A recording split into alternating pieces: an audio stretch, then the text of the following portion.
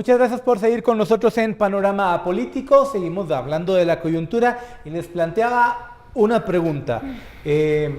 ¿Por qué Guatemala resulta ser un lugar atractivo para gente involucrada en corrupción? Y lo decimos en específico por Javier Duarte. Javier Duarte es el equivalente guatemalteco al caso La Línea, quizá. Fue el gobernador del estado de Veracruz, metido por lo menos en 3 o 4 casos de corrupción. Uno que encuentra en un entramado de empresas de cartón de cerca de 35 millones de dólares. Se sabe que su esposa tenía un diario donde recopilaba todas sus historias, en el que relataba cómo se recibía dinero en efectivo. El señor era toda una joya y era el representante de una nueva generación de políticos del Partido de la Revolución Institucional, que es la que hace gobierno en este momento en México. Pues apareció el sábado pasado en Panajachel.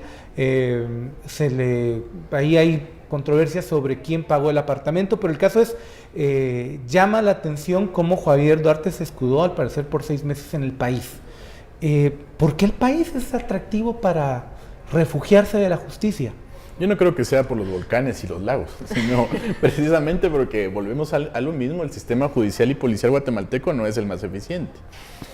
El caso de Javier Duarte es grave principalmente porque en México se lanzó una búsqueda enorme, no solo de él, sino de su esposa, porque tenía casos gravísimos. O sea, está lo de lavado, pero también hay muchos desaparecidos durante su gestión, y también un caso muy duro donde a niños que estaban sufriendo de cáncer se les administraba un medicamento que en realidad era agua. Entonces, parecido a la agüita mágica. Exactamente, entre agüita mágica y el caso de Ixpisa, ¿verdad? Entonces, creo que el asunto es que Guatemala ofrece eso. Y cercanía. La globalización lo que ha proveído es de que sea muy fácil comunicarse, por ejemplo, y manejar todos tus negocios en otro país, y mucho más si el territorio es cercano y familiar como Guatemala. Tenemos fronteras altamente porosas, tenemos poca, digamos, inversión en tener sistemas de registro de quién ingresa, quién sale, muchos puntos ciegos. Y creo que Guatemala entonces lo convierte primero por su posición cercana, muy cercana a México y a Estados Unidos, favorable para la gente que quiere esconderse. Yo creo que no solo Guatemala se presta para ser este nido de escondite de algunos políticos de otros países, porque también de Guatemala han salido personas cuestionadas y que se han escondido y se están escondiendo actualmente en otros países. Lo que sí hay que resaltar es que Guatemala, y que ya lo han resaltado algunos medios, yo leía una columna en el diario El País esta semana, de que Guatemala hizo lo que México no pudo hacer, y fue capturar a un emblema de la corrupción en México, y que finalmente se dio una captura dentro del territorio nacional. Pero lo importante creo que es ahora darle continuidad a ver quiénes son esas estructuras o estas redes, si son de procedencia guatemalteca, que le permitieron a Duarte esconderse en el territorio nacional y movilizarse de forma impune. Ya hemos conocido lugares en donde estuvo, departamentos del suroccidente del país, estuvo sin duda ayudado y acompañado por unas estructuras, pero finalmente lo que se necesita en este tipo de casos es contactos, así como salió Barre a México. Recordar esa famosa foto, yo creo que era una visita oficial, pero esa famosa foto de Javier Duarte en una visita que Álvaro Colom hizo a Veracruz en 2011.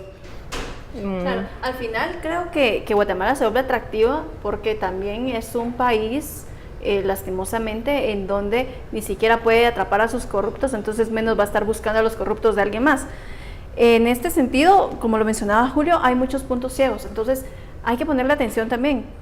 Tú puedes ir a las fronteras de El Salvador, de México, a varias, y al final lo que presentas es tu DPI o tu pasaporte o algún permiso migratorio, pero nos olvidamos de todos esos puntos ciegos donde pasa también el contrabando, donde venís y a través de una montaña, una lancha o bien en helicóptero puedes salir del país, irte a alguna frontera y luego ya pues atravesarte para llegar a otro lugar. Y al final es que también hay que prestar atención a estos planes de vuelos, a los hangares, a todos los vuelos privados que se realizan, porque prácticamente te subís a una aeronave, ya sea helicóptero, avioneta o lo que sea, y puedes ir a aterrizar a Petén, donde hay pistas clandestinas, o puedes ir a aterrizar a cualquier otro lado y ya se te hace tu vida mucho más fácil, porque nadie te pidió tu número de DPI o nadie te pidió hacia dónde ibas, porque prácticamente así está funcionando. Incluso O sea, no necesariamente no tenés que no hay estar registro. presente frente a un registro Ante migratorio No, para que te simplemente vea que te vas. Solo con avisas. tu pasaporte O llevado solo por el decís, piloto se miren, puede movilizar. van cinco pasajeros más el piloto. O sea, no hay un registro como tal y eso te permite también salir con facilidad.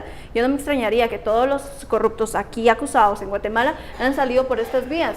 Más rápido irse por El Salvador, que hay menos controles, o bien, pues como decimos, un vuelo privado que al final nadie va a registrar, nadie va a poder localizar y se vuelve al final una huida fácil para cualquiera. Yo tenía dos reflexiones ahí. Una es por qué se capturó a Duarte, y no sé si esta es una afirmación demasiado aventurada. ¿Por qué se capturó a Duarte en Guatemala?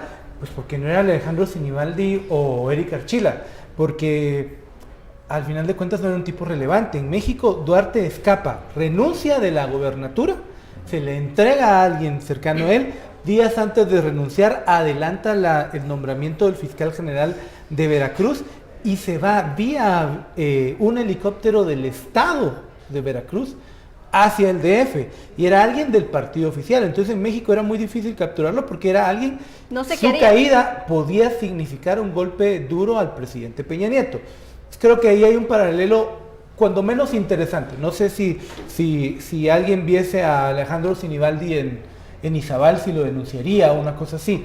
Y lo otro es una especie de reclamo, no sé qué tan nacionalista sea o no, pero aquí capturamos a Duarte, pero nos deben a Alba Lorenzana, nos deben a Sinibaldi, nos deben a Archila. Estamos hablando no- de nos- casi 20, Nos falta el expresidente de TCQ, de TCB, quiero decir. El Ángel ministro, Pérez Maura. el ministro de Gobernación mencionaba que cerca de 20 personas con órdenes de captura se encuentran fuera del país. Si saben esto, ¿por qué no se sabe dónde están? ¿O qué pasa? Y aparte, ¿O qué está toda fallando? la burocracia, porque, por ejemplo, Eric Archila se sabe dónde está. Y ahí sigue y todo, y todavía no ha avanzado tampoco el proceso para traerlo de regreso a Guatemala. También veíamos el caso de Alan Marroquín, que también por un proceso migratorio cae, pero al final tampoco se agilizó y ellos siguen pues en otros países escondidos, gozando de una vida, cuando aquí tienen cuentas pendientes. ¿Cómo lo miras vos, Julio? Porque es sacar demasiado la bandera y sentirnos como nosotros sí hacemos la tarea y el resto no. Yo creo que Guatemala es altamente cooperante. O sea, el Chapo, por ejemplo, fue capturado aquí por Otto Pérez Molina. O sea, Gracias, Otto Pérez Molina. el asunto, creo yo, es, bueno, o sea, estas capturas se hicieron de verdad porque es una política guatemalteca hacer justicia, ¿o no? O si fue un chiripazo. O, por ejemplo, digamos, porque había un interés de países que estaban amigos con los que teníamos una relación comercial y que nos beneficiaba, por ejemplo, nos hacía ver bien como gobierno hacer esas capturas. O sea, probablemente, como decías, tiene mucho que ver que los contactos de Duarte sean más en México que aquí. Sin embargo, por ejemplo, cuando mencionabas lo de si Sinibaldi lo ven en Izabal, ¿será que la gente lo diría? Yo creo que sí. O sea, cuando Monzón estaba prófugo, no se imaginan la cantidad de llamadas que se recibieron diciendo que lo veían en Izabal, que lo veían en las fronteras, o sea, la gente estaba con un interés altísimo en que apareciera. Y era un Resulta rostro que era conocido otro gordo también. moreno parecido a Monzón. Sí, en realidad no había atravesado las fronteras como decía la gente.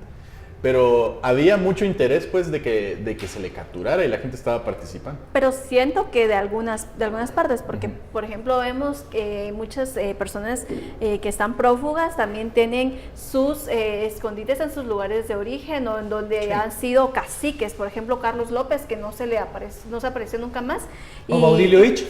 Exacto, entonces decís, la misma población también los protege porque crecieron con esa idea de que esta persona es buena, lo quieren agarrar porque es una venganza política, pero al final yo la quiero proteger. Entonces también es una cooperación de parte de alguna población en también protegerlos, o incluso narcotraficantes o el mismo crimen organizado que tiene los suficientes recursos para mantener a alguien escondido o protegido de alguna manera. Como Portillo en Izabal. Ciertamente. Bien, Julio, Dulce, Carol, muchísimas gracias por acompañarnos. Una discusión bastante interesante. A usted también muchísimas gracias por seguirnos en Panorama Político. Esperamos todos sus comentarios en redes sociales. Recuerden, mañana le esperamos a las 7:30 de la noche con nuestro director Haroldo Sánchez en nuestra emisión dominical. Que tenga un muy feliz fin de semana.